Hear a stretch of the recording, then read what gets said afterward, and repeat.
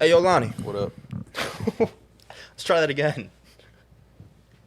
Hey, yo, Lonnie. Hey, yo, Vic. You get a fucking asshole today.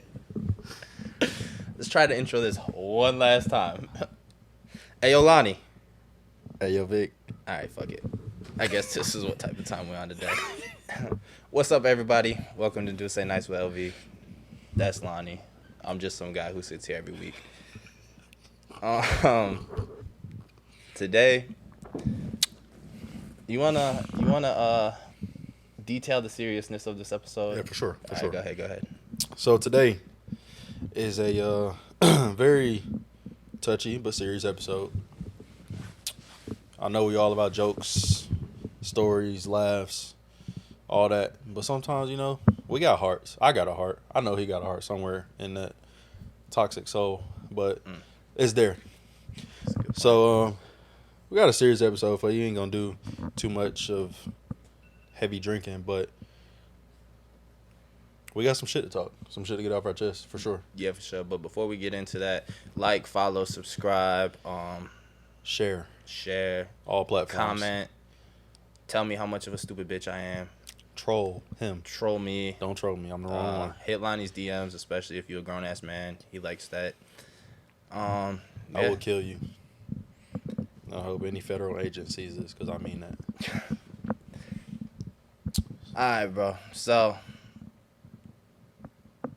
this is kind of crazy coming from me, especially given the basis of our show and what we do on it the entire time.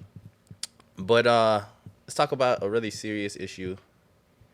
Alcohol and addiction. Let's dive into that today. And I don't know why you laughing. Full disclosure. Uncomfortably laughing. Full disclosure. Yeah, it's a very uncomfortable laugh. We do drink on this on these shows. You do realize that. But we aren't addicts to alcohol or anything like that. So just a full disclosure, I'm not, at least. I can only speak for myself. Can't speak for another man. Now, before I get into the beginning of this episode, let me just talk about a current struggle that I'm actually kind of dealing with. Because, honestly, and Lonnie probably has noticed this, but I feel like currently I am dealing with a substance abuse issue. And I said substance abuse specifically for a reason. Is it controlled? No. Just, it's not only liquor. Okay. So, I mean, you kind of know my day-to-day life and for everything. Sure. So, I feel like there's a few things that I've just been going a little crazy with, and I have definitely cut back on everything, especially, like, I only drink for you guys on this episode. This is the only time I drink throughout the week.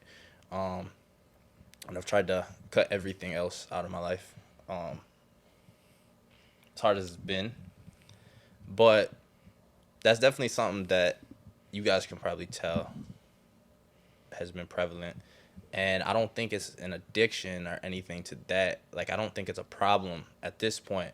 But I do know if you don't deal with issues when they happen, then it'll turn into a problem. And so for anybody who deals with stuff like that, and I know a lot of people throughout my life have dealt with addiction and alcoholism and stuff like that, you just got to overcome it. Like, you just have to outwill that, because especially if you have an addictive personality, it's really hard. Like, I know I grew up in a family where alcoholism is a very real issue. As far back as I know, to my great-grandparents. Like, my grandpa would tell me about his father all the time. My grandpa struggled with alcoholism for a very long time, and he's probably the man I credit to raising me, because as you guys probably don't know, but I don't really know my dad / we don't get along. He wasn't there for a long period of my life, but growing up, I did see a lot of alcoholism, alcoholics, whether that be in my family or just people I'm around. And what I did want to mention, I forgot to mention this at the beginning of the show, but a lot of people, especially our audience, are probably going to disagree with this statement, but it's facts. In the minority community, alcoholism and addiction is a huge issue. It's a problem, and statistically, we struggle with it the most. And there's a reason for that. It's intended that way, you know. It's a way to control class systems, and so I definitely think that's something that has been pumped into our community over years. But yeah, I grew up seeing a lot of that, and to a point, it made me not ever want to drink or whatever else. But then life happens, and real shit happens in life. And an easy way to avoid your problems is to drink or smoke weed or whatever you guys may do. I've never done that. So Not you. I'm just I've never done that, so I can't speak on it. But like, neither have I. There's a lot of things that you can get addicted to, especially when everything is so accessible. It's so accessible, especially, you know, in the minority communities, whether you're black, Hispanic, it's very accessible to get any type of drug you want at a low price, or liquor. There's a liquor store on every corner. If you go to the hood, there's a liquor store on every single corner. For sure. So, yeah, I seen a lot of that growing up. I seen a lot of that early. And to a point, it kind of has me. I feel like I've always been taught to take care of somebody with an issue like that. And I definitely think in a lot of my relationships, since I've been an adult, if I've seen that, most healthy people would say, they're struggling with this issue, let me distance myself. And for me, I feel like I would rather be there and try to help the person. And it's not a very easily escapable thing, especially if they don't see it as an issue and they don't want to fix themselves. You know what I'm saying? So, I mean, I've been in a very long-term relationship, and they struggled with substance abuse and alcoholism for the most part. We'll just call it that. And so, growing up taking care of somebody who struggled with those issues, it just made me feel closer to the person that I was also in a relationship with, because I was just reliving parts of my childhood, essentially. And I think that created like a type of bond. So a lot of times when people do off the wall shit because they're drunk or whatever the case may be, a lot of people might get, like, let's say that's your significant other, you might get angry at that. Well, for me, it was like, this is just something you deal with in life. Yeah. You take care of this person when they're at that moment. Yeah. And so that's something that it's been a reoccurring theme throughout my life. So, like, from childhood till now in your adulthood, well, how, like, you can give me both point of views.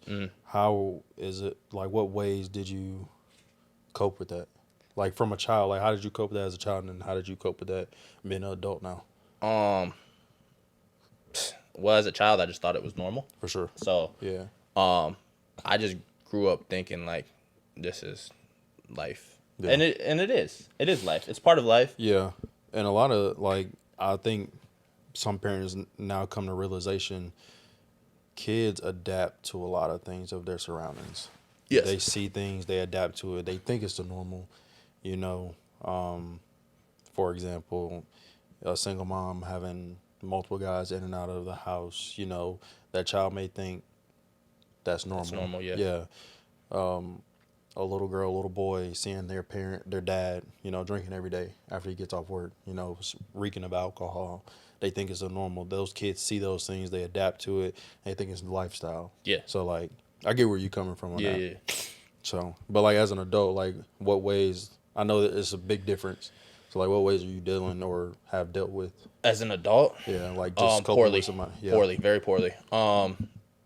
So a lot of times that I have found myself in these situations, when it becomes uncontrollable, I just get angry about it, right? So it's kind of like I can deal with things to a certain point, and then it gets to that point, and I don't know how to react to it anymore. Yeah. So that just turns to anger, and then makes us an issue that's already a large issue into an even bigger issue. Another thing that I'll say is like, if I drink often, then I fall into a cycle of drinking often, which then would put me It turns into a routine. in. Well, it would turn into an issue, Yeah. right? An alcohol issue. So in these times, I might have just been, chilling with the guys or whatever.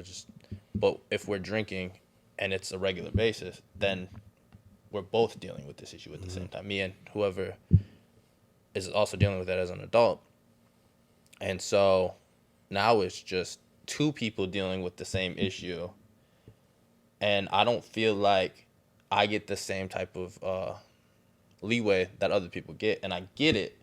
I've always felt like people around me in my life have always had higher expectations for me just based on who I am. And that doesn't mean anything. Like, it really doesn't. But you would just have to have my type of mentality to understand what I just said. Because I do believe that the majority of the people in my life think that I can be something bigger than just regular 9 to 5 For sure. everyday person. And because of that, expectations come with it, right? And so when they see me doing things like struggling with drinking, or I don't think anybody's seen any other of the struggles that I've had. Lonnie probably knows better than anybody else, because me and him just have the type of relationship where we talk about shit like that. But yeah, it's just, I feel like people think it's unbecoming of myself that I'm dealing with these issues, and these are issues that everybody deals with, so I don't understand it, but I just feel like I'm held to a higher expectation, and I might do something out of pocket while dealing with these issues, and it's always a bigger deal that I did it than when anybody else in my life has done it. For sure. So that's just kind of dealing with it as an adult. Okay. Just kind of like giving my background on alcoholism and addiction.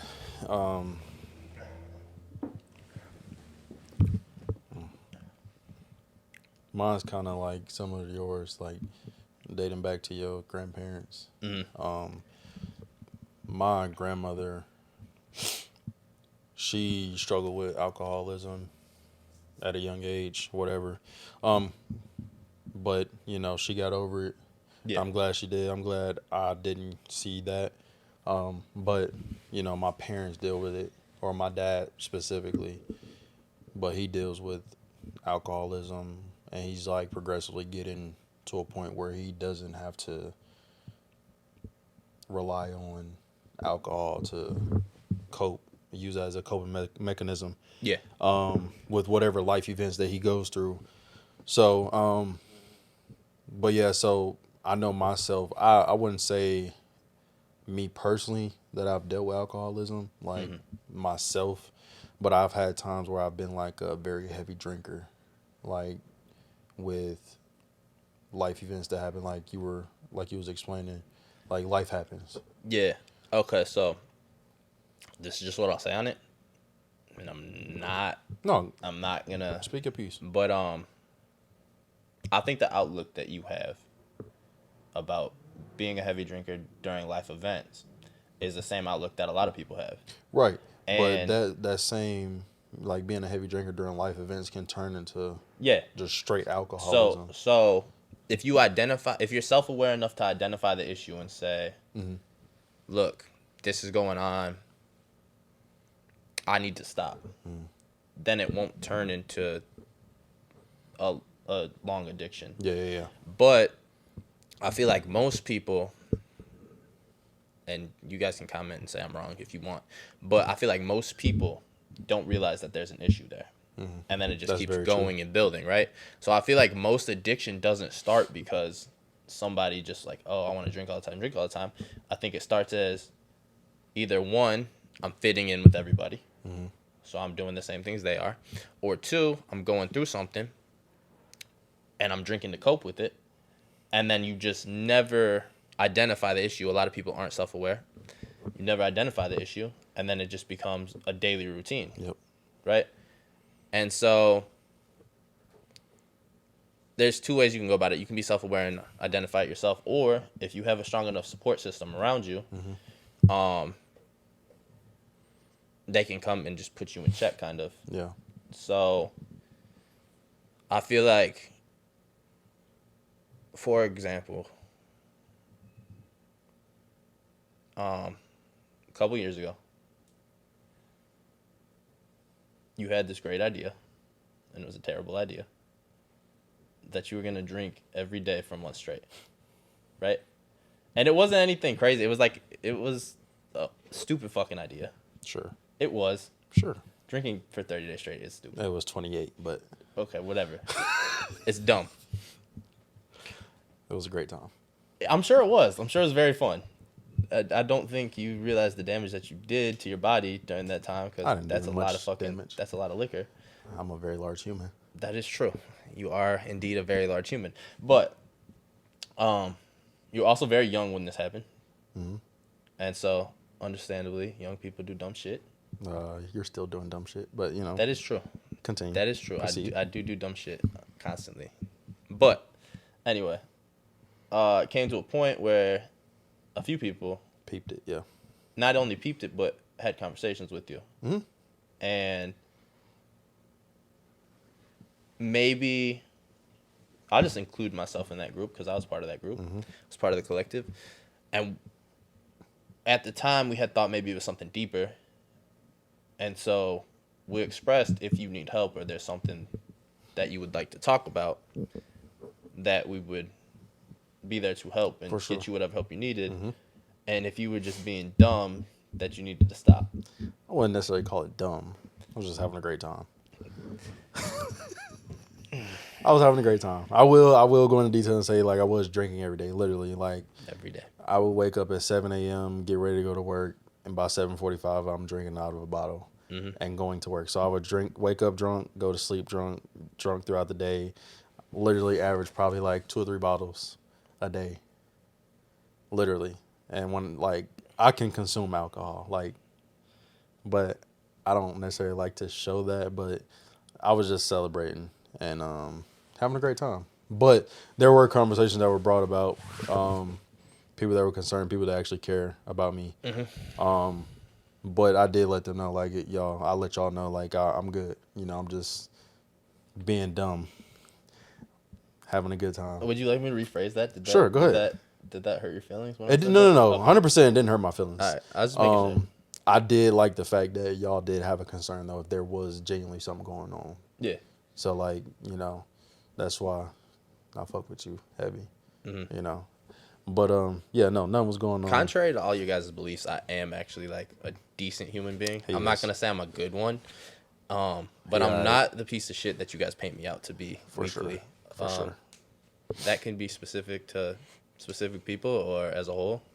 Yeah. But at least I know Jazzy loves me, so shout out to her. She's our biggest fan, and really appreciate her support because she's a really good fan. She comments every week. For sure. Shares every week, likes every Shares week. every week, puts on her story, everything. Yeah. But yeah, dealing with alcoholism with my dad particularly, I'm gonna just go back to that a little bit. Like I noticed that he dealt with alcoholism when I was like my teenage years.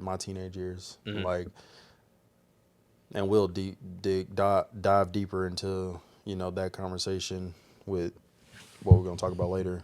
Yeah. But like I would notice whenever I did see him, and he'd wake up every morning before work, pour his coffee up. Literally, I would see him pour vodka Vodka in the coffee? in the coffee cup, and just sip it like it was just nothing but coffee in it. So you do identify that as an issue. Like if somebody Very much. If you can get up and like drink early in the morning, and drink throughout the day and then drink at night, like you getting off work just to go get another bottle for that night and the next day. Yeah, that's a problem to me. But like on an everyday basis for years, like, that's a huge problem. Bro, can I? Go ahead. No. It's an open platform. Go ahead. Yeah, no, but I can't. I really want to like paint a picture for you and just ask you what you think about it, but I'd rather not. No, I'd rather not. That's me protecting my for sure. Okay, my I got ties you. on this episode. I'm just gonna. I got you. But yeah, no. Dealing with that though, like, I'll even go back to like childhood. Like the way I cope with that and the way I dealt with it is just like you kind of piggybacking off of you. I thought it was the normal. I didn't know no better, but like I adapted to it, seeing it, and I'm like, oh, okay, cool. And like I was always one as a kid to like hang out with the grown-ups. Yeah. And be at the big cousins table or the aunts and uncles big table, like doing all the family functions. So like me seeing alcohol throughout my childhood years was like normal. So I'm thinking like, what the fuck? Why don't I just hop on a train too?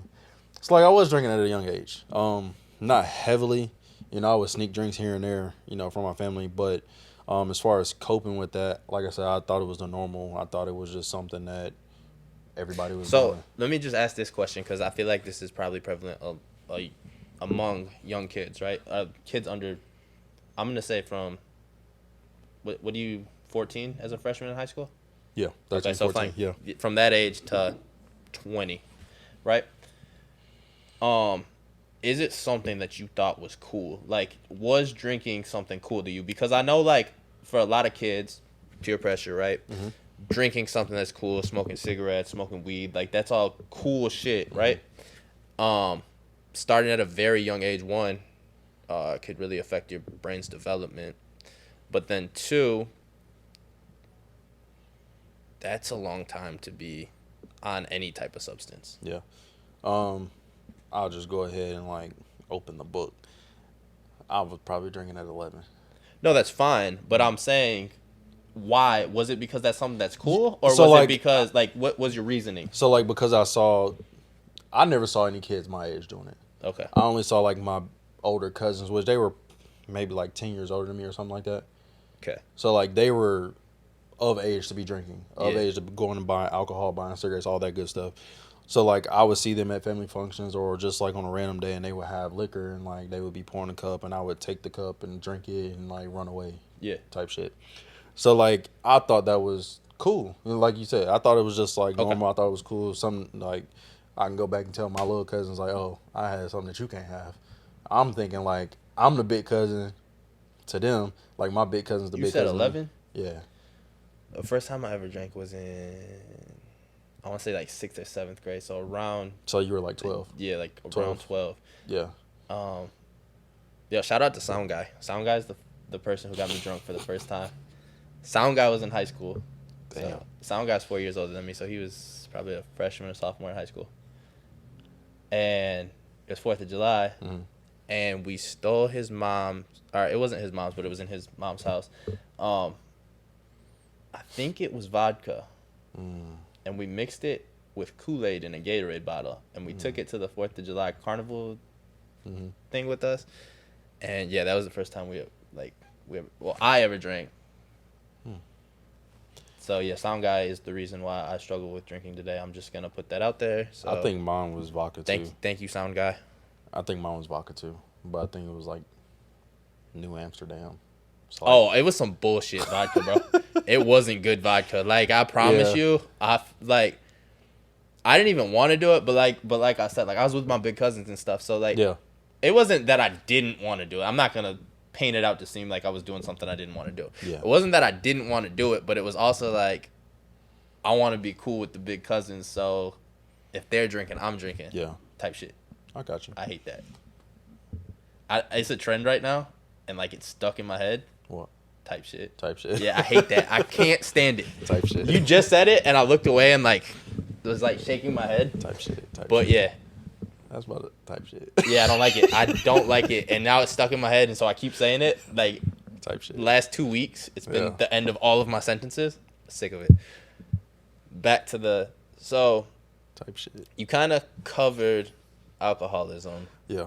Would you want to talk about addiction growing up? We can roll into addiction.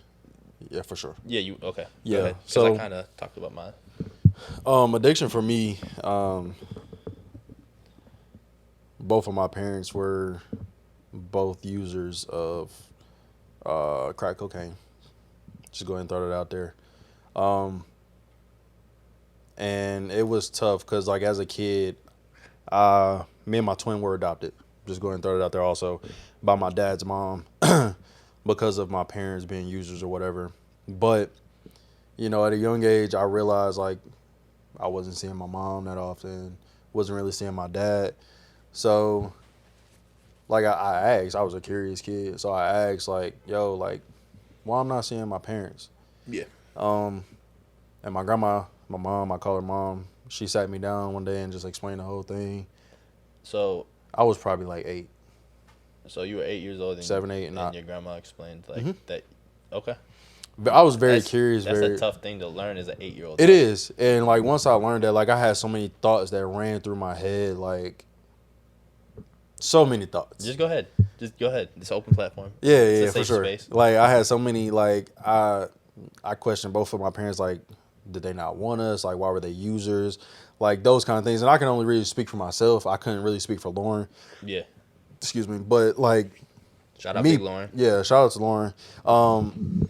But, like, me, as growing up, becoming a young man, whatever, like, I had so many questions, like, from my dad personally, for my mom, like, and my mom, like, she's so open-minded. She's so blunt. Like, she's no filter. She'll tell you any and everything. Tell you the truth. She ain't gonna sugarcoat shit.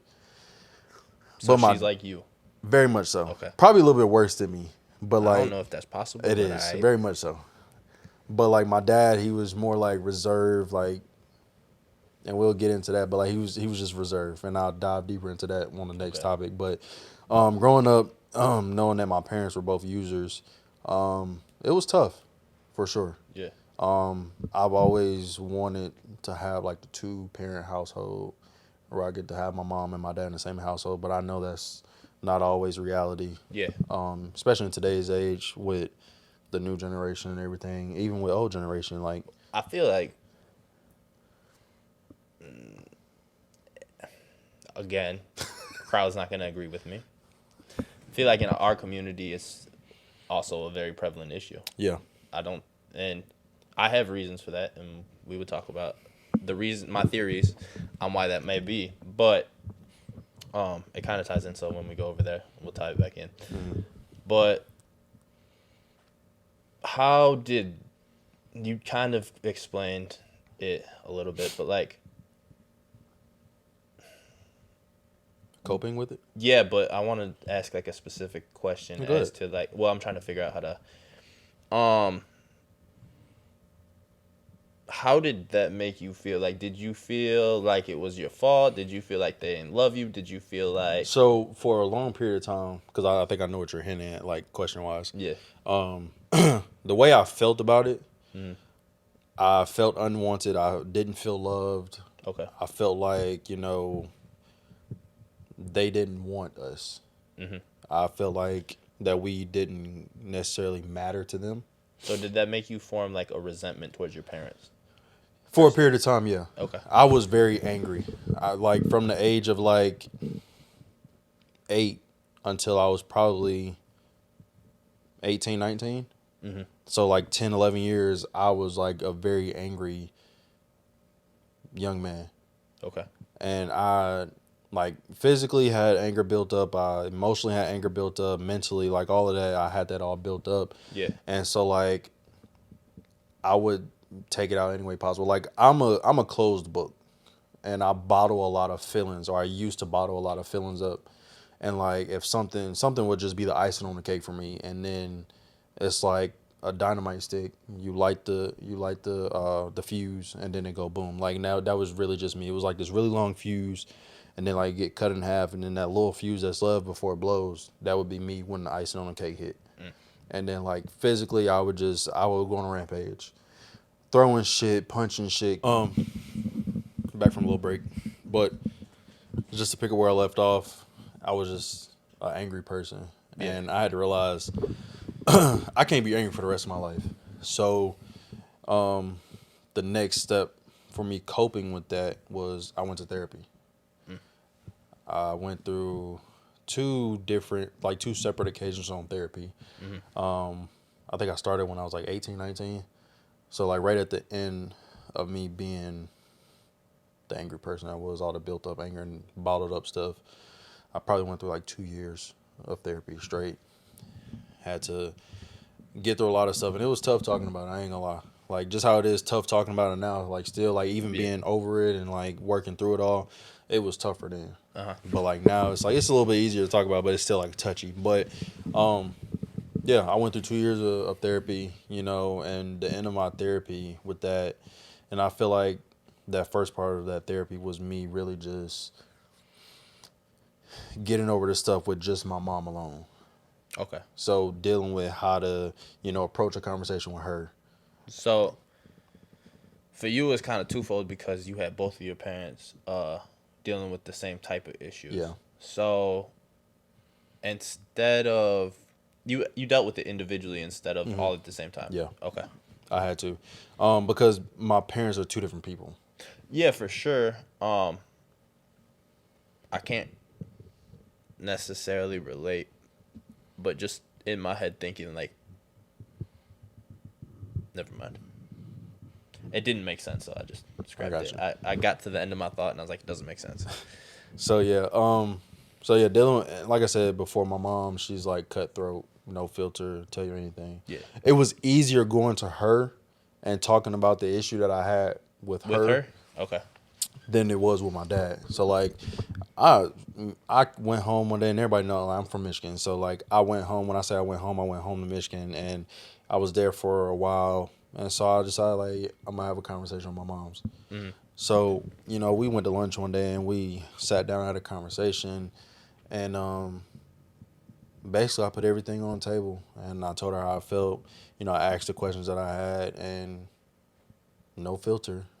Gave me everything, told me what was up, what she had been dealing with, whatever, and how she was getting over it. So, for me, that closed that chapter for me with her.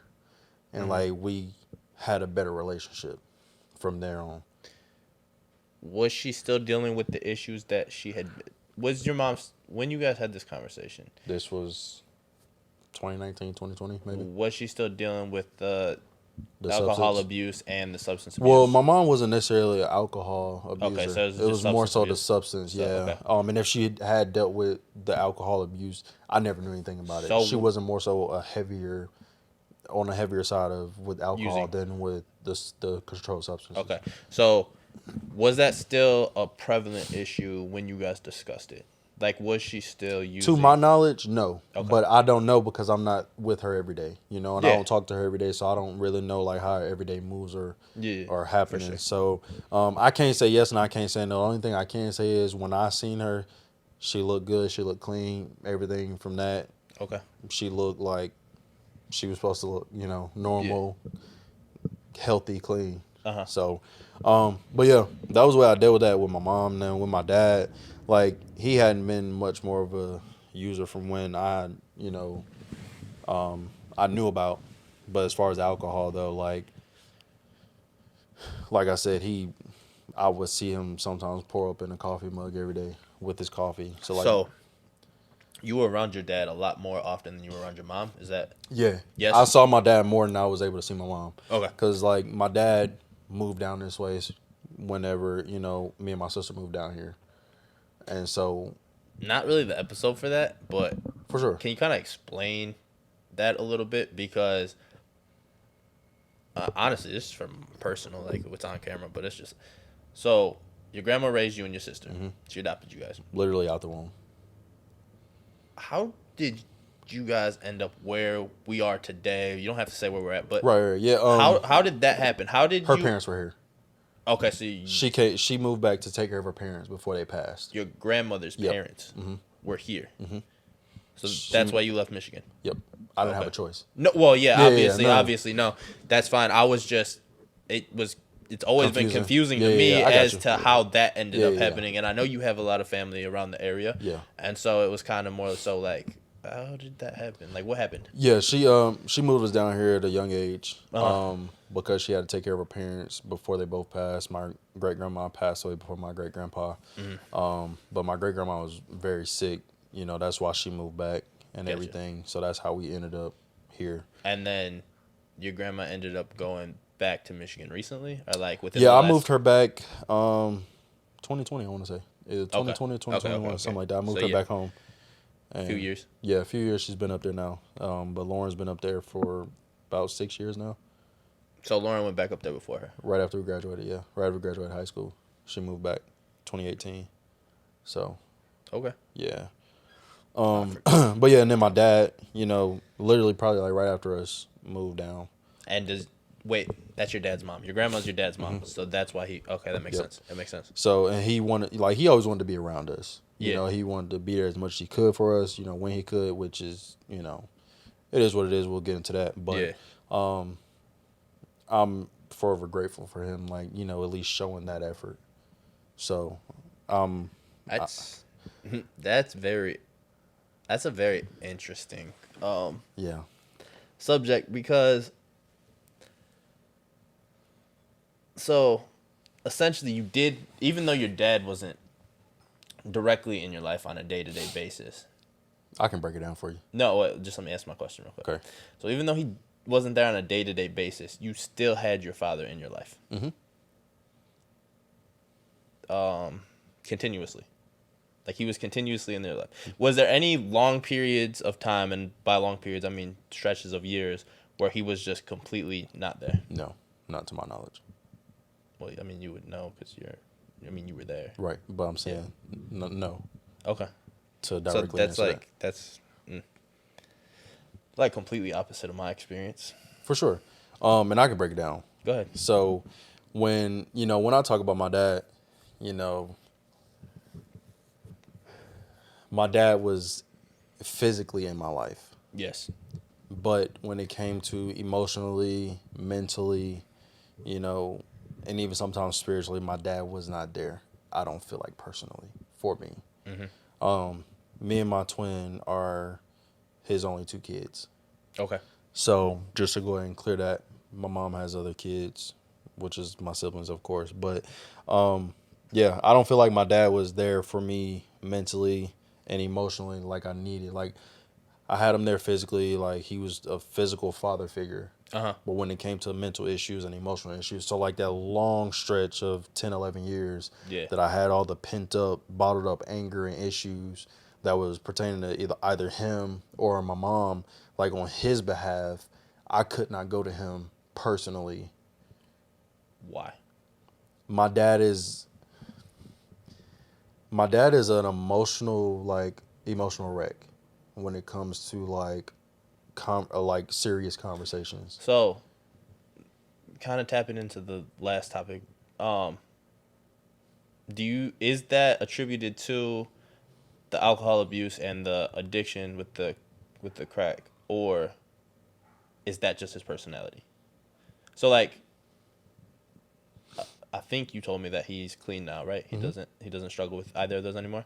So is that still his personality now that he's clean, or He's gotten better with it. okay? I'll say that. I wouldn't necessarily say it's his personality, but I think the alcohol and the substance played a role in that. So do you think he used because that was his Maybe it was his personality? coping Like mechanism. yeah, that's what I'm asking. So That's I what I'm know for asking. sure the alcohol was most likely. I'm almost like 100% sure that was his coping mechanism Okay. to drink. Okay. So, yeah, but when I needed him, I felt like he wasn't there. You know, like physically he was there, but like from a mental and emotional standpoint, I did not have him. Okay. And that was because like we never saw eye to eye, because if I would bring him a conversation that I wanted to have about his relationship and mine, he would make it about him and only him. Like I was not a factor in that conversation. Yeah. So like for me, it's like, damn, now I gotta subtract myself from this conversation and equation so I can tend to your feelings. Okay. And so I pushed my feelings aside and tended to him and what he had going on. Yeah. But when it was my time to pour out my feelings to him and let him know, like, hey, like this is what I feel, this is how I want us to, build our relationship and be better, as father and son. Yeah. I couldn't do that because he wasn't in an emotional state where he could accept that. So 2-part question. One,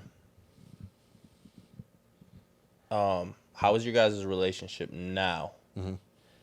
Second part of the question, do you feel like you and your dad have a father-son relationship, or do you feel like it's different than just that? a coexist. Well, whatever it may be, do you think it's father-son relationship, or do you think it's something else? And then you can explain if it is something else. Okay, so my relationship back then with my dad was like shitty, Okay. like real shitty. Like, To like what extent? You're gonna have to be a little bit more specific. yeah, I got you. So like high school and college, for instance, Okay. like basketball games, football games, like I probably, no exaggeration, can count on one hand for each sport that I seen my dad at my games.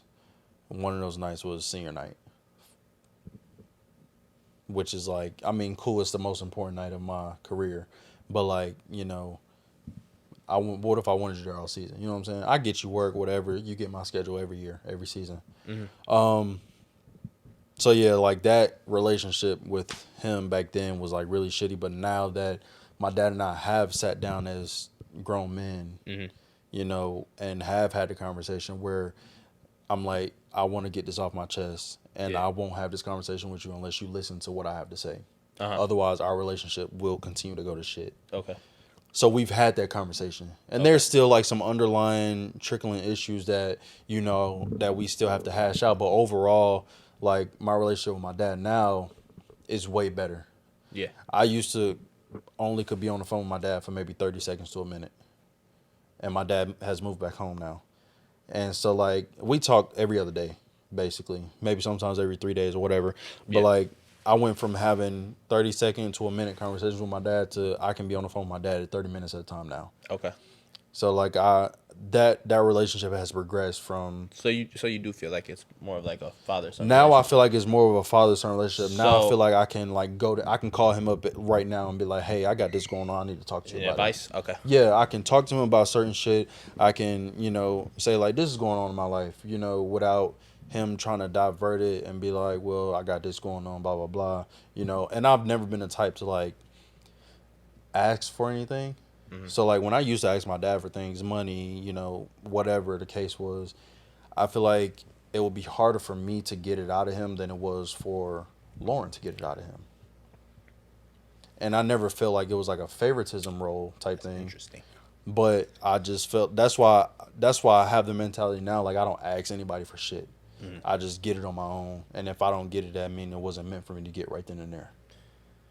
Oof. So, yeah. Now the relationship is more like a father-son relationship. I feel like, despite not being a kid anymore, running around doing this and that with my dad, like I feel like I can go to him as a grown man. We can go sit down and have lunch and it don't be awkward. We can go to a bar and have a drink or whatever and be comfortable, be cool, and just have a good time. Versus I didn't used to feel like I could, like probably 4 or 5 years ago, I couldn't do that with him.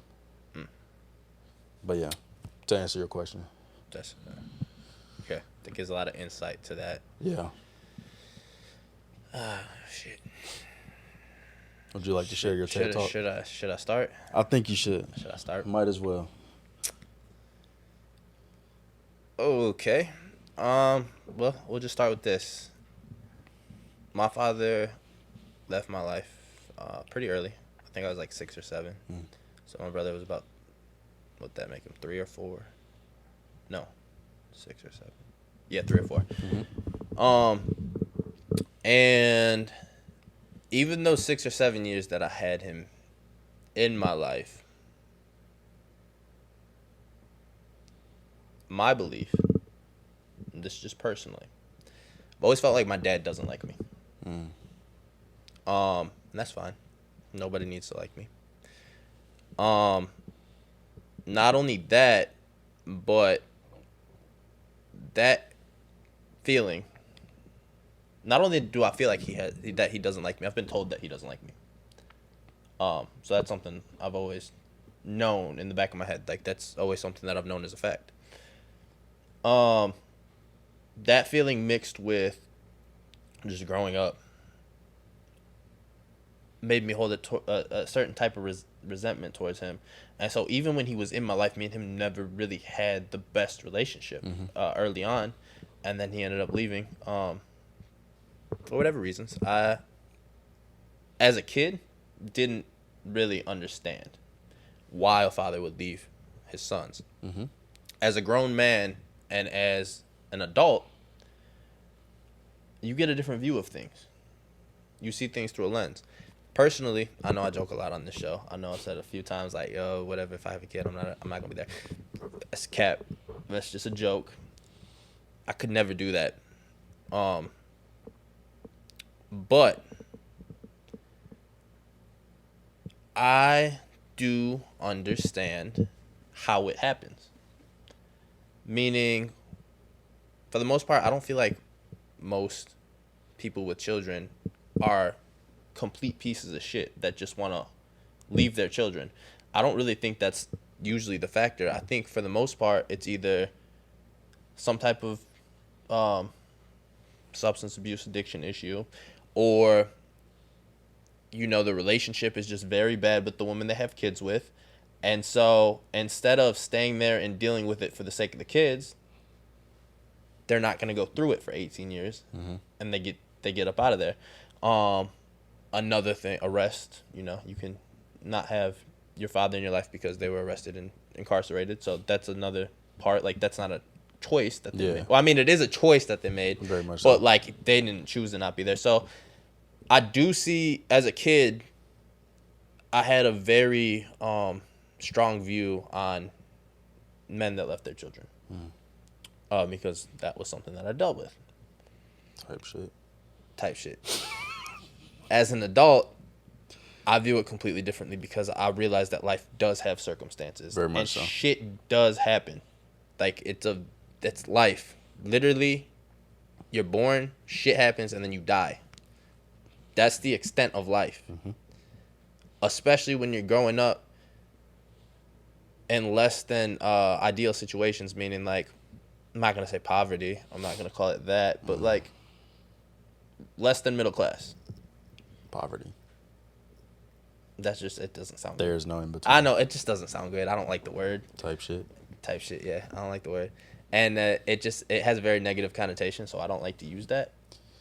But when you're lower middle class or worse off, life has a lot of problems. And so I do understand why in the minority community there is such a high rate of absent fathers. I'm not saying it's right. I'm not saying it's a good thing. But I'm saying there is reasons. And as a child, you'll never understand that. And if you hold resentment, you'll never understand that. Unless you actually try to understand the world and how it works, you can never understand why people do what they do. right? If you just want to be angry all the time and hold grudges and that, then you'll never actually experience the knowledge of knowing psychology and how people move and why they move and what they do, whether it's an addiction or whether it's a situation they can't deal with because they're not mentally strong enough to be there, or whether it's making decisions because I think I can make a better life for my family and then failing and then ending up in prison or ending up with nothing. And there's just a whole lot of mental stuff that goes into it. But back to what I was saying, because that all tied into the rate that men leave their families, and it's a lot more prevalent in the Black and Hispanic community. I hope our listeners agree. I mean, that's statistics show that though. Yeah, that's fine. It's a fact, but I do know. Look, I don't know our audience. I don't. I really don't know our audience. But I do know among our communities, which if you guys don't know, Lonnie's black. I'm Mexican. So that's what, when I say among our communities, that's what I'm referring to. Sidebar. When I met you, I did not think you was Mexican. You know, what I get sometimes is like, I get Puerto Rican a lot and I get Italian a lot, but nobody ever thinks I'm Mexican. I would have gave you Italian before I gave you Mexican. No, that's fine. I'm saying like sure. like Puerto Rican and fucking Italian is what I get constantly. I really just thought Like- you was just some white boy. Mm. Low key. That's fine. Like when I found out you was Mexican, I was like, hey, my bato, my nigga. For sure. Yeah, but there's a lot of pride in those communities, right? Yeah. So instead of actually acknowledging the struggles that we actually deal with, like statistics will show you, a lot of people in the community who are uppity, bougie, will say, no, we don't deal with those problems. That's just a you thing. That's a personal thing. And sure, if you want to take the 70% and say that's a personal thing, that's fine. Yeah. But without addressing an issue and thinking you're above it, back to the addiction thing, you can never solve it, right? So if we actually touch on these topics as individuals of communities that we belong to, then we might be able to progress instead of having the cycle repeat. Breaking generational curses. Yeah. But back to, so he left when I was 6 or 7. And for whatever, for a short period of time, he tried to stay in mine and my brother's life. But personally, I didn't want that. What's the reason? Resentment. Okay. I didn't. That was going to be my next question. I didn't. Like I said, I grew up my entire life thinking he didn't like me. Yeah. So I didn't like him. Right? And I also didn't feel like he was much of a father figure to me, to the point where like I felt like the things that I needed to learn to be a man, I couldn't go to him for, and then he wasn't there, so there was nobody to go for. And so at that point, very young, very early on, I, in my brain, and it's not like I was like, oh, I need to do this, but like just cognitively thinking, just started to teach myself essentially how to be a man, right? And I have a little brother, and personally, my feeling on the whole matter is I contributed a lot to him too, as far as his upbringing, and how he is today. Right. I feel like I protected my little brother from a lot of things that I got into. Growing up without a father, I was involved in gang culture very early in my life, and to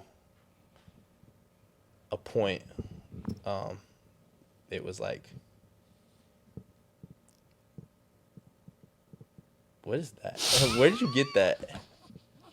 Where'd you get that? Keep going. Where did you get that? Just keep going. I'll tell you later. It just reminded me when you said your brother's upbringing. That was you at a young age. So go ahead. Keep going. Where did you get that? Mom's. She sent that to you? Nah, I'll tell you later. That's crazy. That wasn't that young, by the way. That was like 18, 19, 20. I can tell. Yeah, that wasn't that long ago. I just found it funny. Well, we'll get to that someday. That's crazy. Go ahead, bro. The fact that you brought that up right now is fucking crazy while I'm doing this.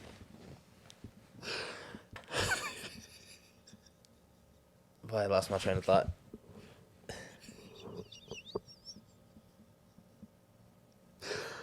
My bad, bro.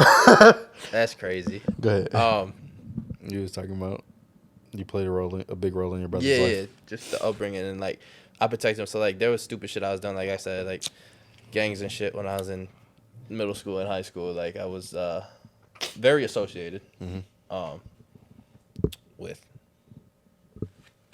I ain't gonna tell you to members. disclose that. With members, huh? Yeah. So I ain't gonna tell you to disclose that. Not just with members. I was very associated.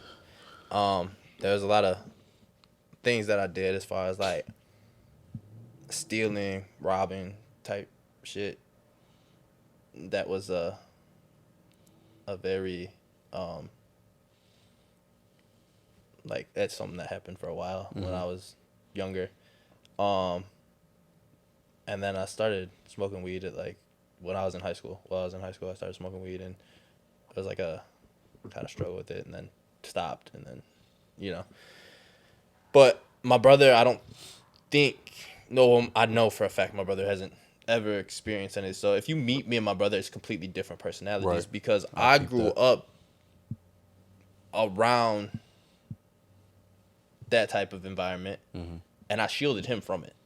I didn't want him to have anything to do with it because I knew it wasn't the correct thing to do. Yeah. But like, shit, bro, when I was 7, 8 years old, I was hanging out with 15, 16-year-olds. Like, Yeah. that's just, you know, that's just the type of life I lived, and I feel like I grew up very fast.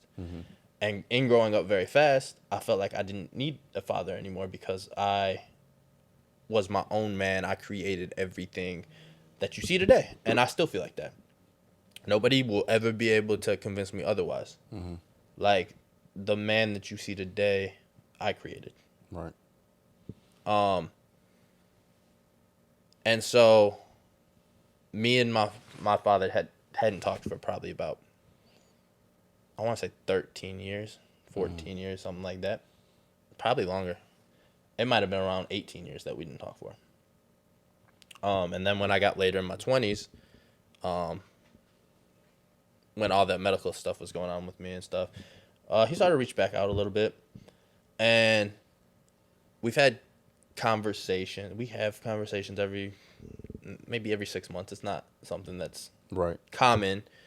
But at this point, I don't feel like we have a father-son relationship. And I'm not sure if he realizes that or not, but I more so look at him as just, A regular person. yes, because I didn't want to necessarily say friend, but like somebody who, Associate.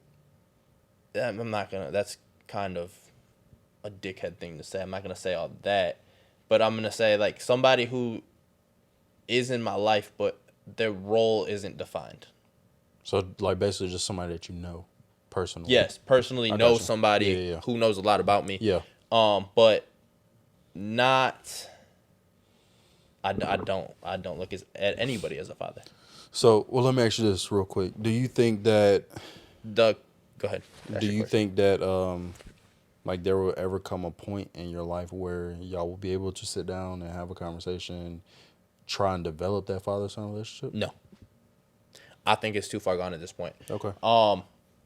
Like I said, I feel like I taught myself everything and I'm not discounting anything that my grandfather did at all whatsoever. My grandfather taught me a lot about life. Huge part of my life for the longest time. He was one of my best friends ever in this world, and when I lost him, it did feel like losing a parent. Yeah. Having said that, I looked at mine and his relationship more like we were best friends because we literally did everything together every day. And so it wasn't like when I needed advice and stuff like that, I wouldn't go to him for it. I kind of just advised myself, which might not be the best or worst thing to do, but right.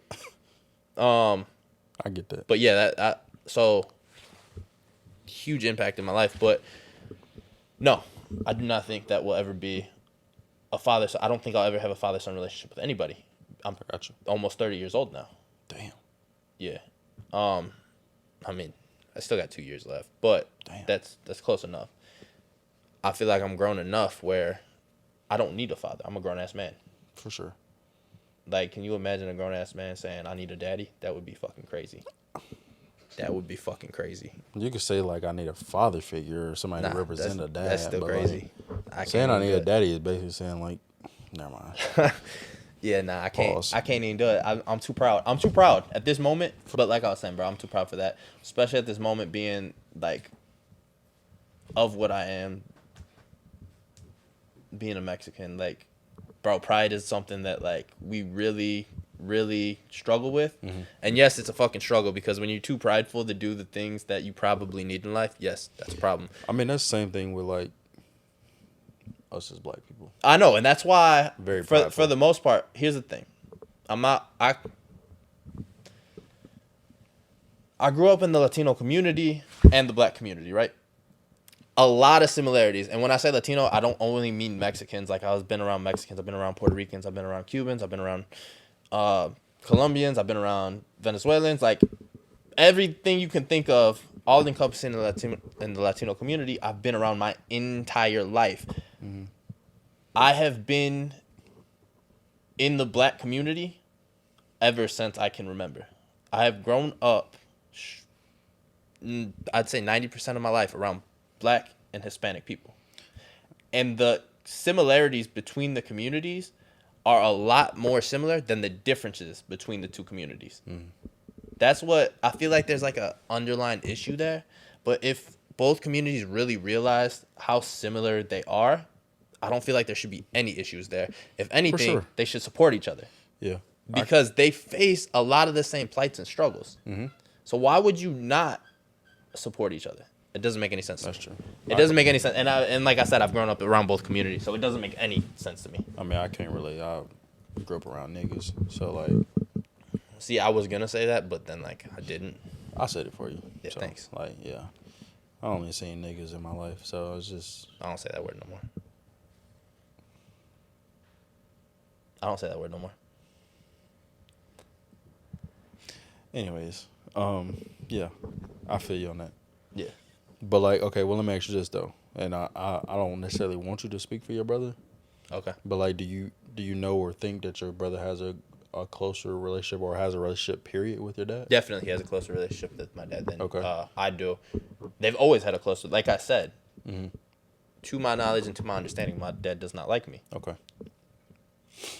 Him and my brother have always, even when he was in our life, had a closer relationship. I got you. And so throughout those years, my brother hasn't really talked to him either, but he did talk to him a lot more often than I did. Mm-hmm. Having said that, I just said that I didn't talk to him for 18 years. So, like, if you hit one time during those 18 years, you probably that's more often, right? Yeah. So, I do think they have a better understanding. Also, what I will say for my brother, because I have had conversations with him, like me and my brother talk. When me and my brother talk, we'll talk for like 2 hours at a time, and we'll just fucking be brothers. Like, we don't have anything that we're actually talking about. We just fucking talk for 2 hours. And he's told me that he doesn't really remember a lot of the stuff that went on. Mm-hmm. And so that kind of makes their relationship a little bit better because he doesn't remember a lot of the stuff that went on. Okay. And so, like, when you don't have feelings of resentment towards somebody, you can obviously have a better relationship there. For sure. Sidebar. You think you and your brother got a closer relationship than me and you? Me and my brother? Yeah. Yes. Okay. But I mean, I just want to see where your head was at. Yeah, definitely. But also, it's a different relationship. For sure. Because, and I'll just leave it there. It's just a different one. It's just a different one. Yeah. Okay, well, also, let me ask you this, pertaining to, like, your dad, and this will kind of, I'll chime in and give my input, too. But, like, do you feel like your mom, like, raised you in a way that, like, because I'm sure you've heard the saying, like, it's hard for a woman to raise a boy into being a man. Okay. So, thank you for asking that question, Yeah. actually. A lot of people are going to disagree with this. This is how I feel, and I have reasons why I feel this way. But I think in women's life, it's more important to have a mother. For sure. I feel like, and I'm not even going to say, in little girls' lives, it's more important to have their mother. It's more important to be raised by their mother and have their mother in the picture. I feel like in little boys' lives, it's more important to have their father. Mm-hmm. Here's my reasoning. If a little girl doesn't have her father, she still has the figure there to develop into the type of person. She has somebody to look up to, right? When a little boy doesn't have his father, one, it becomes very tough for them to learn what you need to learn to be a man, especially from a woman. And that's not knocking any single mothers who are raising boys. I think you guys do a great job, and I applaud you. My mother did it. She raised 2 by herself. Okay? So, not knocking anything. But what I do feel happens is boys look to men as role models. And if you don't have your father there, you might not know who that boy is going to attach to become a role model. Right? And that's what leads to things like young 10, 11, 12-year-olds joining gangs. That's what leads to things to looking to the wrong person, and maybe this is an abusive person. Well, now this young man or this little boy thinks it's okay to abuse women, Right. or so on and so forth. And so for a little boy without a father figure, not only is it very hard to be successful in this country, it's very hard to be a family man and take care of and raise your own family. And then the other thing you have to look at is this. History repeats itself, right? And you learn from the behaviors of those that are of your same bloodline. And so it's a lot easier for a boy who grows up into being a man and his father left him to then get his significant other or just any woman pregnant and leave her. Because that's the example that was set before him. Right? So, re-ask the question. Can you ask me the question again? Because I kind of... Do you feel like your mom did a good job in raising you from a boy to a man versus having a father figure? Yes, I do. I think she did a great job. I think she did a fantastic job. I'll never, ever in my life say anything negative about my mother. Yeah. To me, my mother is the greatest person who ever walked the face of this earth for what she's done for me and my brother. 100%. Love my mom. Anybody who knows, like, they say I'm a mama's boy, whatever, I don't give a fuck. Like, for sure. I love my was mom. Too. Me and my mom have the closest relationship of anybody that I could have with in the entire world. And so, if I have ever defended you to my mother, you should really feel really fucking honored about that, because I never differ from what my mom says. If she says something, that's what it is. What I do feel is, hope she doesn't, I mean, whatever, she watches, it's cool, it's a view. I feel like for the most part of my life, I've had to hide half of who I am from my mother, because I didn't want her to know that I was getting into this shit. Bro, my mom didn't know anything about any of the women that I dealt with until that long relationship that I was just in. That's the first girl she ever knew that I was with. Right. I was 25 when that happened. My mom didn't know anything about me and women until I was 25 years old. I just didn't tell her. Yeah. I'm not going to say I hid it from her, but I just didn't involve her. Right? And so, yeah, great job. But also, I do not believe that. I think that women who raise boys into men are great. But I think that a little boy needs his father in his life. For sure, 100%. That's my main point. A little boy needs his father. Yeah. A boy does need that father figure, or his father, a man in his life that no matter what will pave the way to show him the things that he needs to know in life. Because you're set back significantly if you don't have that. For sure. Yeah, and my grandma, she did a magnificent job. That's why I asked that question, because like there was always I wouldn't even say it's like doubt that she got, but like there was always the question of like, can you turn this boy into a man, or can you raise him into being a man? Yeah. And I feel like she did a pretty damn good job with me. I ain't gonna lie to you. Mm-hmm. A lot of the shit that I had to learn, like to be a man, how to do things as a man, how to cope with things as a man, I learned that on my own. Like, I got a question, because this up? has always been something, like, for me, that I had to learn on my own. Because obviously I said I didn't have a dad. But you did have your dad there, right? This is kind of a little while. But when you, like I've said, I've been interested in, I've known I'm straight from a very early age. I've been very sexual for a very long time, since I was a very little boy, like probably 6 years old, dead ass.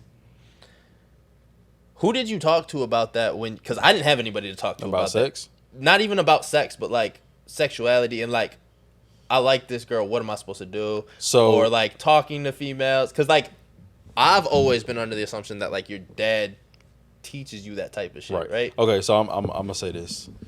So like, you took sex education, right? Yeah. Okay. Way after I started. Never mind. Yeah, leave that where it's at. Anyways, I mean, I took sex education in middle school, whatever. Yeah. And, you know, I learned all the basics and even some advanced stuff, whatever. Yeah. But, like, when it came to time to, like, actually interact with females and talk to females, how to treat females, low-key, you might know this, but you might not. When it comes to females and, like, dating or talking or courting, whatever you want to call it. Yeah. I have like an old school like aura about me. But Like you wear a top hat when you approach them? No, bitch. Sorry. But anyways, like I have an old school approach about things. Mm-hmm. Like How chivalry isn't dead with me. Mm. I open doors. I walk on the right side of the. Do you give out roses? I give out roses. I buy flowers. Like, you know, I pay attention to shit. Mm-hmm. So, like that kind of stuff I still do. So like I talk to my mom, my grandma, whatever, and like we had a conversation. But also, so your grandma taught you how to get women. That basically that was kind of my question. Who taught you how to get women? That and my great grandpa, her dad or her stepdad, he was like that father figure role model in my life, like emotionally. So and I know mentally. you from Detroit. Never mind. Go ahead. Nah, talk on it. Mm-mm. Put it on the floor. Was your grandfather a pimp? He wasn't. He was realistically, that man was a pastor. Yeah. Damn. That I thought you was a- about to say he had him lined up. Nah, he was a pastor. I thought he was going room But to like, room. he was a smooth ass nigga. I ain't gonna lie. Like I know my grandpa had the hose. But he was a pastor, so he couldn't really do that like that. Before he was a pastor, I knew okay. knew he had him. He had a cutlass too. So I knew he had him in the back. Yeah. But anyways, no, like he was the father figure in my life before he passed away. And he taught me a lot of stuff that I know today, like on a spiritual level, on an emotional level, on a mental level as a man. Like he taught me a lot of that stuff. But to answer your question, when it came to females, how to treat them, you know, how to go about certain conversations with them, things like that, my mom taught me that. My grandma, she taught me a lot of that stuff. So I went to her about a lot of stuff when it came to sex too, like all of that.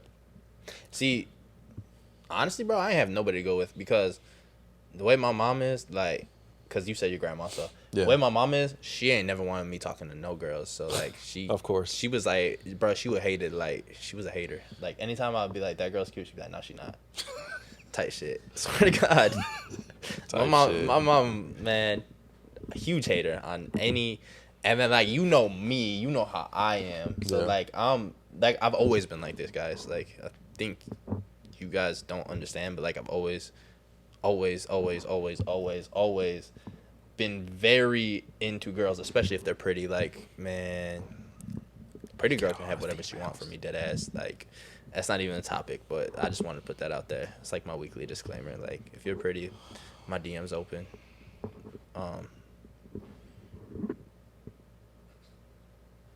Anyway, so I didn't have nobody to go to talk to because I didn't have a dad. My mom was a hater. So I kind of just like did my own thing, which actually ends up pretty good. Yeah. Like I don't know. How would you say that I treat women?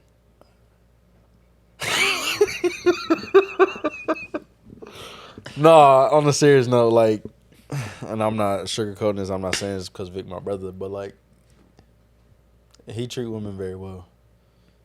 Although some of his actions, I will say, are outlandish. Don't get me wrong. outlandish, and I question them. Okay, so here's what I will say, right? I agree with you. I do treat women very well. Having said that, I have a very emotional personality. Very emotional, like to the point where Drake is your best friend when you get drunk. I wasn't even gonna say that. I was gonna say something even more wild than that, but like, I'm just gonna leave it alone. But yeah, very emotional, right? And I feel like that is a combination of growing up without a father, because I feel like men with men in their life are less emotional. And then I also feel like that everything that has contributed to my upbringing has led me to that. But the third thing I will say is I was born that way. I've always been very emotional, even as a little kid. You feel like that's why I be nonchalant a lot? That you were born that way? Nah. Oh, because your upbringing? Yeah. Yeah, because honestly, I feel like you bury a lot of stuff. And I used to be like that. For sure. There was a span in my life where I used to bury everything. And I feel like that's how you are now. And I know that a lot of people don't like how expressive I am and how emotional I am publicly, right? But if I didn't do that, I'd be a very dangerous person, because if I let shit build up, I mean, you've seen an explode, like, or you didn't see it, but you heard about me letting all those emotions out, letting shit build up and letting that all out at one time, and it was very bad, right? So just think if I constantly let stuff build up. You know how terrible of a person I would be? Yeah. Which is why I constantly have to express everything that I feel, because it's just better for me, one. But to be honest, I don't really care about myself, right? So it's better for everybody else around me. Yeah. I take everybody else's feelings and well-being a lot more seriously than I take my own. And so for that reason is why I'm so expressive and emotional, because it just protects everybody else in my immediate vicinity rather than what it would do to me, because honestly, at this point in my life, I could give a fuck less. Yeah. Actually, for a long time, but whatever. Gotcha. But yeah, I feel like, which I don't really, now that I know a lot more, because I learned a lot on this episode, guys. Now that I know a lot more about you, I don't understand why you bury your feelings like that, because I do kind of, now that I really thought about it, because your dad did that, right? Yeah. And so this might piss you off when I say it, but for the most part, we do take a lot of traits and characteristics from our dad, whether For sure. whether we like it or not, right? A lot of their personality it comes into our personality, especially if you're around them. Like you said, maybe he wasn't there emotionally, but he was there physically, so you saw what he acted like, right? For sure. And whether you liked it or not, you still took it, and you still do the same types of things to this day. Yeah. So now it makes a lot more sense why you bury stuff. To even give you an example of that, because that was exactly what I was about to touch on. So, like, at a young age, I saw my dad, like, running females in and out, like, constantly. Do you do that? I used to. So, like, that's what I was getting to. So, like, I used to see him with multiple women. So, like, I used to think that was a thing. I thought that was It normal. is a thing. It is normal. I'm kidding. Shut. I know we're not making a lot of jokes, but that was a joke. But, like, yeah. So, It I hit thought that too. was normal. Everybody So, I in the went through room a was span laughing, of my so. life where, like, multiple women being a part of me was a thing. What do you mean by that? Like, I used to think that me having multiple women at one time, No, what do you mean by a part of me? I was dealing with them. That's what I mean by that. They were So, like, by a part of me, do you mean that you were leaving a part of you inside of them? no. I don't nut in females like you do. I use protection, something that you also don't do. That is true. I don't do that. I know. That's a very true statement. So yeah, And I've covered why I don't. So I thought that was like the normal, which some people see that as a normal, but I like came to realization as an adult, like being mature, that it's okay to have one woman. It's very okay. I've tried it. Yeah, you tried it. I did try. To fail. I tried my hardest. I tried as a fail. And you want to know what I realized? What? This is a bar that I came up with. I tried to settle down once. I realized settling isn't for me. Okay. We're done.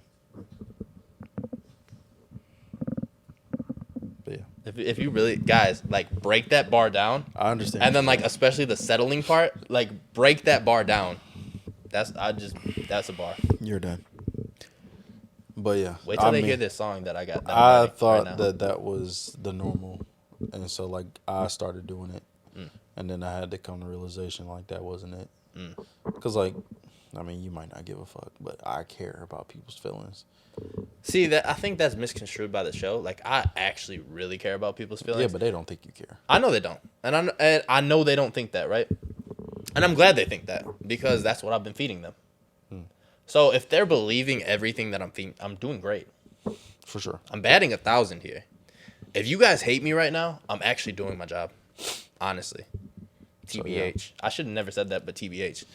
But yeah, I mean, that was just like an example. So are you telling me you don't cheat anymore? No. What's the point? I don't cheat. I'm just saying, like, what is the point of cheating? Mexican men don't cheat, so I don't know. Okay, but like, I'm just saying, I've never like, cheated in my life. I don't know what the point is. Like, I get there, people have reasons for cheating. Like, not me. I don't do it. Anyways, I might punch the shit out of you. Shut up. Why? Because you cheat and I don't. That's why you gonna hit me. I did cheat. So you've cheated. I have. I've said that before. So you cheated. We had a whole episode about me getting caught up. Of course I fucking cheated. Speaking of caught up, bro, I'm gonna put $100 that's Usher's first song on his Super Bowl performance today. Caught up? Yeah. I don't think it is. I just have a feeling. I think it's got the most energy. It'll either be Daddy's Home. I don't think it'll be that. Burn. The intro to Burn. It could be Burn. The intro to Burn.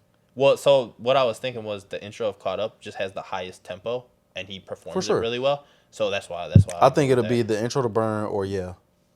Everybody thinks Yeah, which is why I think he's not gonna do it. Nah, he might do that. He could. He very well could, and it'd be a great opening. But like for my money, that's what I would go with. For sure, yeah.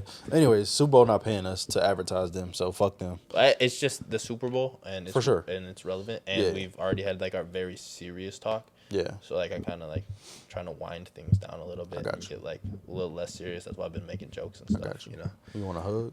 Do I want a hug? Nah, I'm good. I mean, I wouldn't give you no fucking hug, but I was just asking, like, you. I'm sure somebody in this room would give me a hug if I wanted a hug. Okay, all right. Anyways, yeah. So, if you're dealing with alcoholism or addiction, please go get help. Or don't. You can deal with it like. Shut the fuck up. Me. I was gonna say me. I was gonna say me. I swear I was gonna say me. I promise you I was gonna say me. The answer is me. Don't deal with it like me. Or go get help. Else that I might know. There's hotlines. There's people to talk to. Go get help. Go to AA meetings. What? I didn't say nothing. Go check into a hospital somewhere, like all of that. Bro, I dead ass will hit you if you don't shut the fuck up. That's an outlet. AA meetings, mental hospitals, therapy, like those are fucking outlets. I'm about to get up. Like I'm about to. Those are outlets. And if you're dealing with absent fathers, go to therapy. Go talk to those people if you can. If you can access them, unless they're dead. But like, do that. I'm not trying to be funny when I say it. Hey but guys, like, thank you for joining us on another episode of Tuesday Nights with LV. Like, comment, share, subscribe to all platforms. Vic's DMs are open. As always, mine are closed. Don't hit me up. I will shoot and kill every single last one of y'all. But real shit. Like, I'm gonna get serious again for a second, right?